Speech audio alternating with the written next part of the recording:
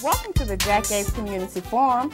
I'm your host, Host-Dorcaus Robinson, and today I would like to welcome the 41st President of the United States, President George Bush. Thank you for coming, President Bush. Dorcas, I'm glad to be back here at this school. Second visit. Yes, sir. In recent times, many times before that, but recent years, second time. Okay, so how's it been going? Going good. Private life for Barbara and me back here in Houston is wonderful. People always say, well, what's it like going from being President of the United States on one day to private life the next? And it isn't hard, particularly if you're married to her, because she just goes down to earth and no kind of imperial life expected.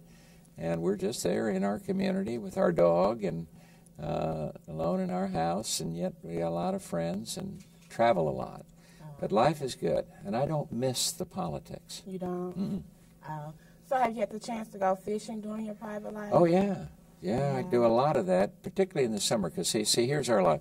7 months in Texas, 7+, and then the balance, 5 minus up in Maine, where we have a house up there right on the ocean. So I can walk right out of our house, stand on the rocks, and fly fish for striped bass. Okay. And then we travel with my grandson from Florida. We go up to the Arctic. I've done that, fished in Florida. So I love fishing, like bass fishing. All kinds of fishing. That's good. Well, during World War II, you received the Distinguished Flying Cross.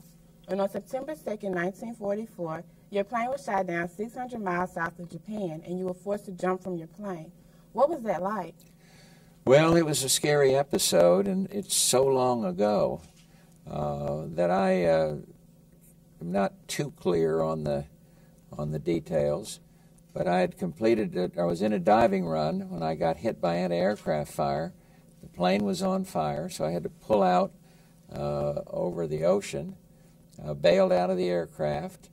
One of the people with me got out, but his chute streamed, so it didn't open. The other was probably killed in the plane. Then I pulled the ripcord on the parachute too early, so the parachute hung up on the tail of the airplane momentarily.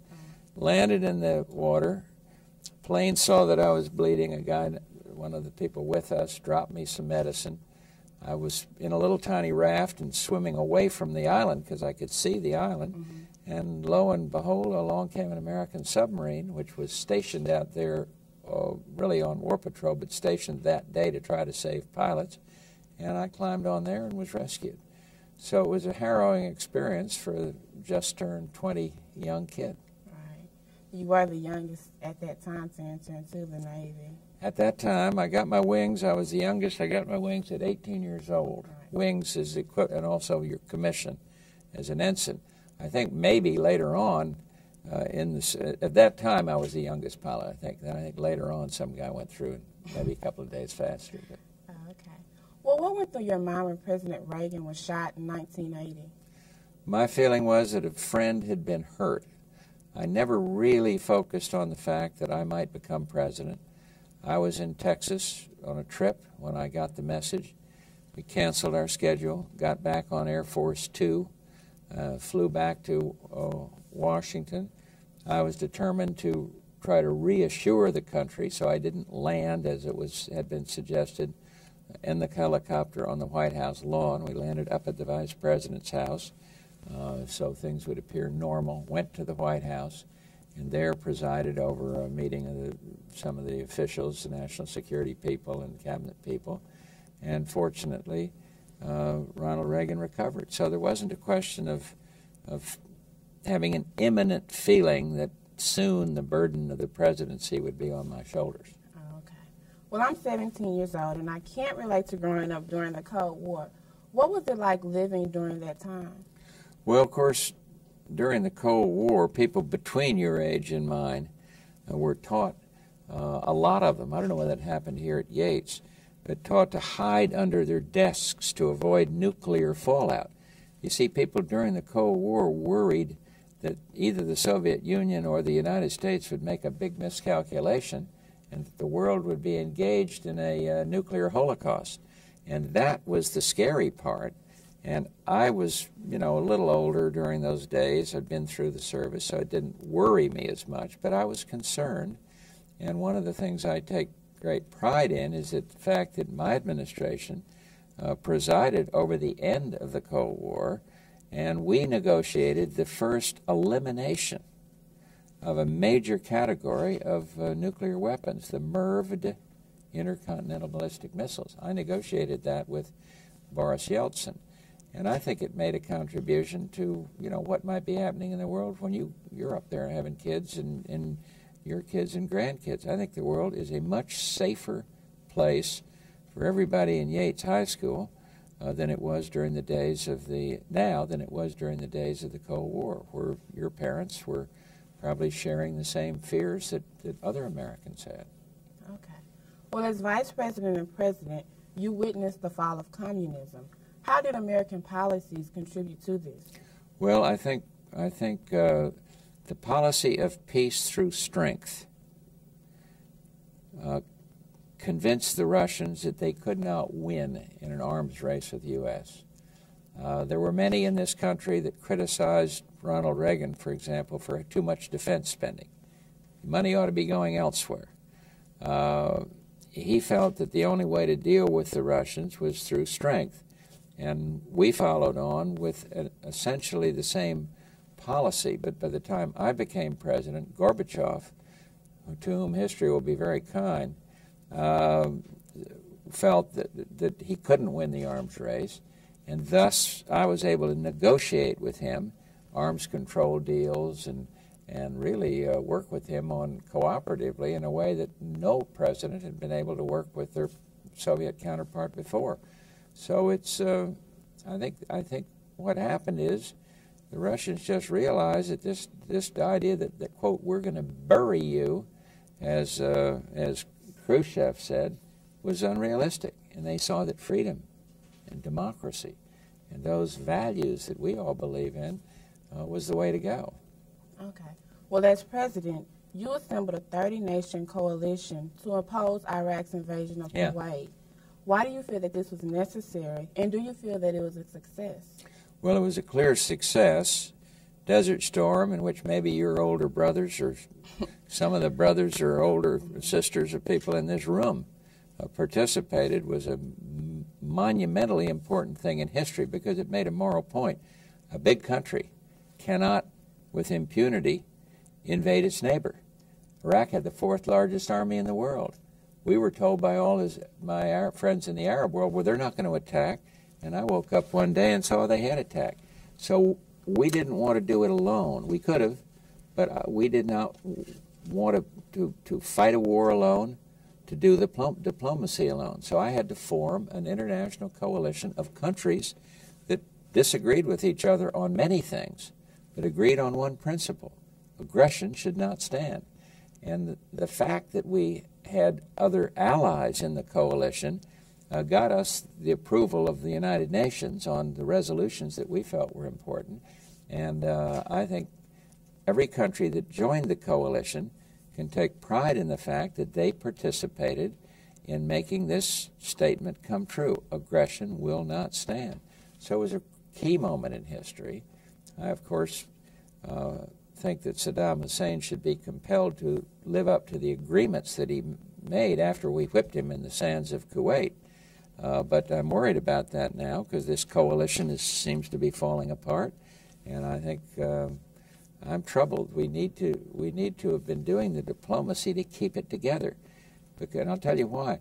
Saddam Hussein has long said the United States wants to be the sole big occupying Yankee power in an Arab land. That's not what we wanted at all. We wanted to punish him for aggressing against his neighbor. But if we're alone, if we go into this, have to use force and do it alone, that sends a very bad signal to the rest of the world. So I'm hoping that if President Clinton has to take some action, that we won't be alone. Okay. Well, in 1990... May I ask you to interrupt for a question? Go ahead. Can I have a sip of your water? Yes, sir. Say yes, okay? Yes, okay. Yes, fine. Or we'll share it. All right. Okay. Well, in 1996, you supported Colin Powell as Republican nominee. Will you support and encourage him if he decides to run for president again in the year 2000? Well, let me argue a little with your question. I didn't support him. I could well have supported him because I have such a high regard for him. He would be an outstanding president if he decided to run. I went on a trip with Cola and his wife Alma Powell. They're close friends. They're barbers of mine. Of course, I have great respect for what he did as chairman of the Joint Chiefs of Staff. But this was in the summer of 1994, I guess. And we talked about this. And he made clear to me that the overriding reason that he would not run for president is because of his family. His wife did not want him to do it for medical reasons. And this was not a subterfuge. A lot of people in the press thought he was hiding behind the family. He believed firmly that it might destroy her health. He loves her very much. He's very close to her. Having said that, if that would change, based on my own experience with him, I don't think it will. I could easily support a man like that for president because he's an outstanding leader and an ethical leader, and the country needs that kind of leadership, based on character. Okay. Well, what role does diversity play in public policy making, and what are your thoughts on race relations in America? Diversity in what sense? Diversity in people disagreeing on issues and stuff? Yes. Well, I think, nobody, you and I can talk about a lot of issues. We wouldn't agree on everything. I could talk to my wife on major issues facing the country, and we wouldn't agree on everything. So everybody should be of independent thought. Everybody should form his or her own opinions on things, but there are broad philosophical principles that join the parties. And so I think our party, for example, I'm a Republican, ought to have what's known as the big tent theory. If you disagree with me on one issue, gun control or abortion or prayer in schools or whatever it might be, I shouldn't be saying, well, you're not a good Republican. Or similarly in the Democratic Party, if you disagree with some of the leaders there, they should still want to welcome you to the party. So diversity is fine, and it's essential. And the parties, to be strong, must be inclusive. Now, on your question, race relations is a very important factor in U.S. politics. We have not done well in my party in the Afro-American vote. I think some recognize that they've been taken for granted by the other party, and some are opening up now and saying, well, let's give the Republicans a shot. But sometimes Republicans haven't reached out and tried to go where traditionally they've been losers politically. So race relations, on the ethics of it all, I mean, everybody, no matter what your party, has got to continue to strive against racial prejudice, to strive for equal place at the starting blocks, as they say. But then the parties have to keep taking the message to the various communities and saying, look, give us a chance. I'm the best person for you. I believe in my heart that I can do more for education, for example, than my Democratic opponent. So but racial equity should transcend party politics. Okay. Well, some young African Americans do not feel as if they are a part of the political process. What advice would you give them to pursue a political career? My view is don't sit around and whine about it on the sidelines. And that's not just young guys either. It's everybody. I'm unsympathetic. Afro-American, Anglo, whatever, to somebody that says, I don't have a chance. I don't. And my question to him is, when did you last go to a precinct meeting? When did you last help a candidate for office? When did you last roll up your sleeves and try to help somebody in the community? So I'm not sympathetic to those that phrase it the way I feel left out, I can't do anything. They can do something. They can get involved and try. And so there's a little water appearing.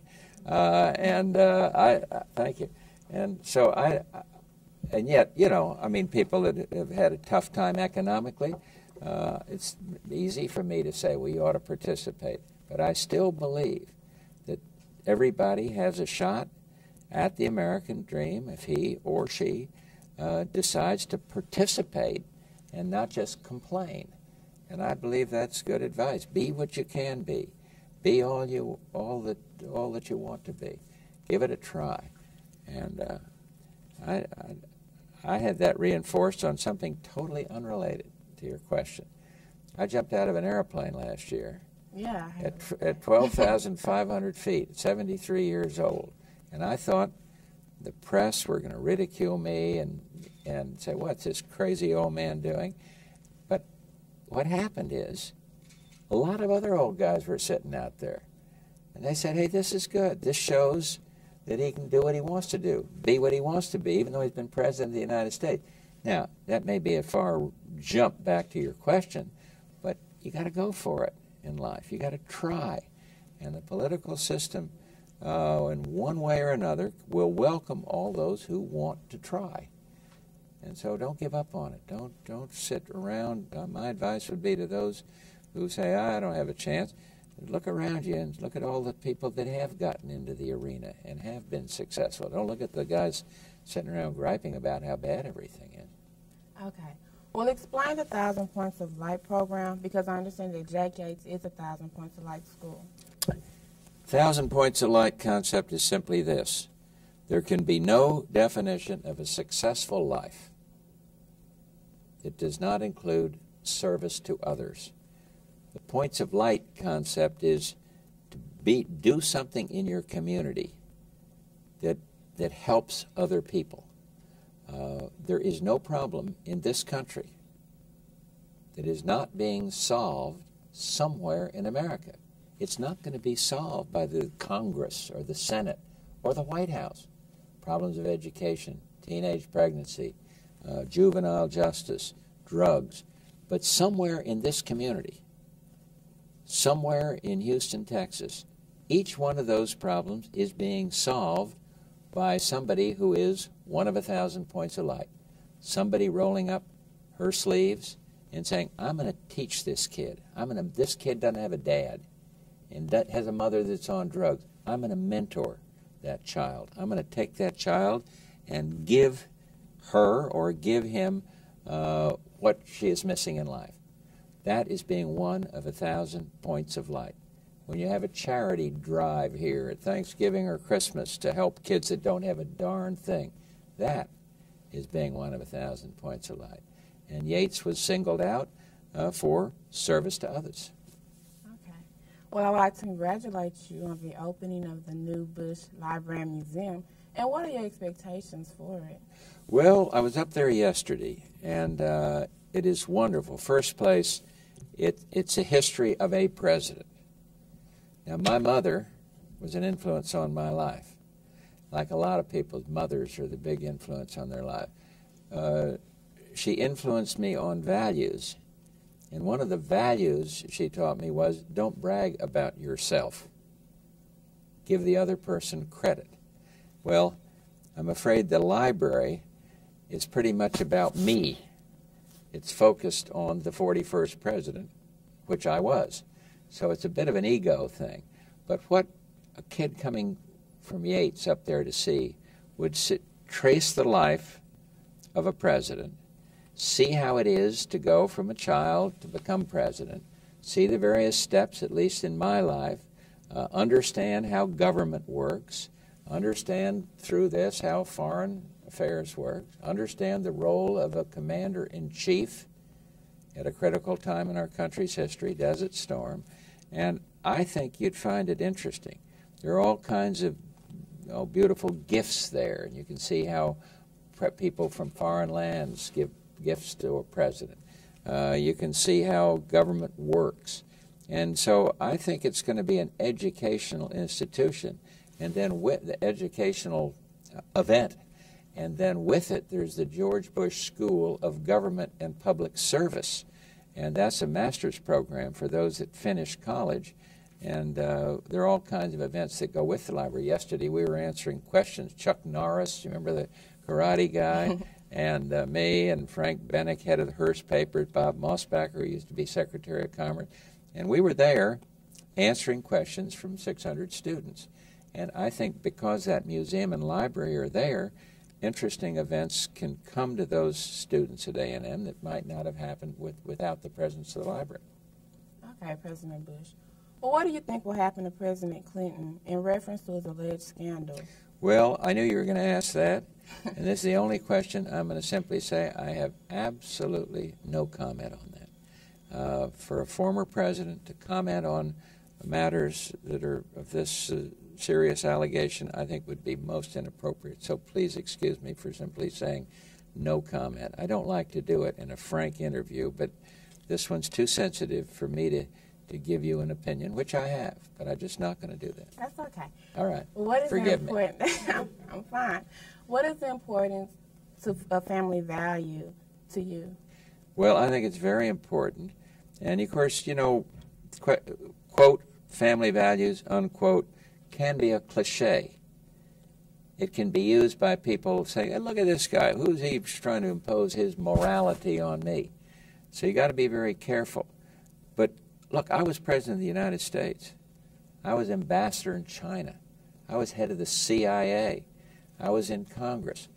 I have concluded, not at the end of my life, because I got a lot more living to do, though I'm 73. That must seem like the oldest guy you've ever talked to. But I have concluded that what really matters in life is family. I get my strength from my family. I got my values from mom and dad, and then I get my strength from my family. And at this stage in my life, we have two sons in politics. One of them is the governor of Texas, second biggest state in the nation. One of them is running for governor of Florida. He's now ahead in the polls, fifth biggest state in the nation. And I don't miss politics. I love family. And when I go to a little event tonight for our son Jeb, the boy in Florida coming here, I'll have this sense of pride. And so for me, family is what life is about. Family, faith, and friendships too. I would hate to go through life with no friends. And here at Yates, you might not realize it, but you're making friends that'll last you a lifetime. I made more friends in the high school level than I did in the college level or the service level. And treasure those friends, nourish those friendships. So family is vitally important. And for those kids who have tough families, divided families, dads that run away and don't do their responsibilities for the family, then we need mentoring. We need somebody to step in, not just teach them, not just say, hey, you got to do your homework, but to give them love. Because family, and that can substitute, a loving mentor can substitute in a way. But at this stage in my life, I can tell you without fear of contradiction, family is a terribly important thing. Okay. You've been quoted as saying that Abraham Lincoln is one of your favorite presidents. Would you please tell us why? Well, I think back to the time of Lincoln's presidency when the country was divided. You know, Lincoln came to the presidency not determined to eliminate slavery. Now, that may come as a surprise to you, but you read Lincoln biographies on Lincoln, and he came to that recognition after seeing the agonies of the war. It wasn't that he was down on slaves or down on, then they were called Negroes, and perfectly respectable term today, although we don't use that term. But he wasn't down on them, but he just saw the complexities of this problem that faced the states. He was determined to keep the Union together. And that, of course, is a terrible, you know, many years later, a very important thing. But then he did the right thing. He came to the decision, having come there, not saying, I'm going to sign an Emancipation Proclamation, but we're going to, you know, certain states are going to be able to free their slaves, whatever they want. And he signed this historic proclamation that is there in the right in a room in the White House. It's very emotional to go into that room, which they call it the Lincoln bedroom. But that's why, I mean, he presided over this country when brother was killing brother.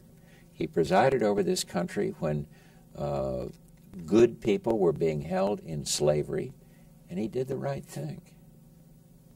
So that's why I always have him as an as an idol. As an idol.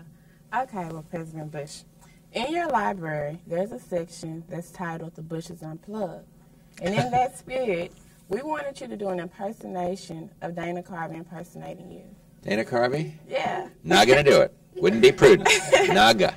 Yeah, I had a thing in there where I did a thing for Dana Carvey, and if you've seen the thing, the Bushes Unplugged, but Dana Carvey would go, Naga, do it. And he made a lot of money ridiculing me for 4 years. He must miss me, don't you think? I mean, who's he got to take on it? But he's a very nice guy. And when I lost the election, our people were down, 92, yeah. People get discouraged. We tried hard, and I had, as president, a feeling of letting down friends and people. But we wanted to do something about the morale in the White House. So I invited Dana Carvey to come. And he came to the White House, and the Marine Guard said, now the President of the United States. And all these people were crowded into the marvelous East Room. In walks Dana Carvey, a little guy like this, and started doing his impressions. And he helped lift the morale of people that were hurting, and I've always been grateful to him. But I never thought he was as good as he thought he was, imitating me with all his gestures. Okay, President Bush, I would like to thank you for coming. And this is Dorcas Robinson with the Yates Community Forum saying goodbye. Thank you. Dorcas, great. Thank you for the interview. All right.